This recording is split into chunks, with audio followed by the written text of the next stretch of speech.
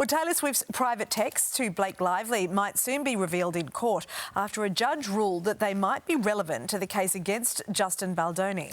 Lively is suing her It Ends With Us co-star over allegations of secretly smearing her online and in the press for raising complaints about sexual harassment on the set of the film, while Baldoni's countersuit was dismissed last week. For more, let's bring in entertainment reporter Brian Balsar live in Philadelphia. Great to have you with us. So firstly, can you remind us why Taylor Swift's texts are so relevant to this case?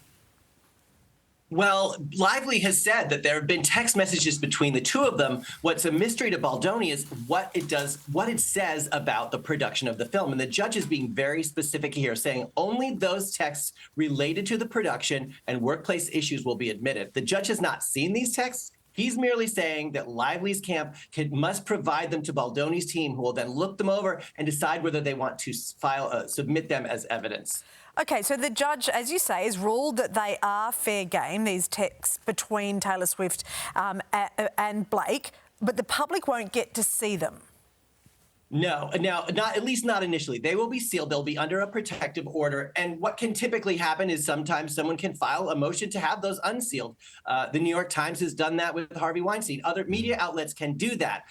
Then the judge must decide whether the importance of the public knowing the public knowledge of these texts is more important than the privacy issues. I find it unlikely, unless there's something that the public absolutely needs to know, that a judge is going to unseal these, because judges really don't like spectacle. And this judge in particular, Louis Lyman, has been trying to avoid the spectacle of the Taylor Swift element of this, shooting down, really kind of disputing the idea that she would ever testify in court. So I think this is as close as we're going to get to knowing that something about Taylor Swift is part of this case. Yeah, definitely, because they denied the use of Blake's medical records only a couple of weeks ago as well.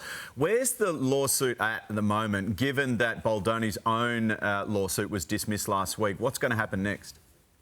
Right. Well, that's a big deal. And we're still in the discovery process. So this is what Baldoni's team is really hoping, that these text messages, which have been this kind of mystery, we've heard about a mystery source that said there's something in there, but we still don't know what it is. This discovery process will take a long time. They'll determine whether they want to submit some of these as evidence. The judge will look them over, and we'll see where it goes from here. But it's still discovery process. Yeah, you get the sense even if the judge is saying he doesn't want it to be a spectacle, it will be. All right. Thank you, Brian.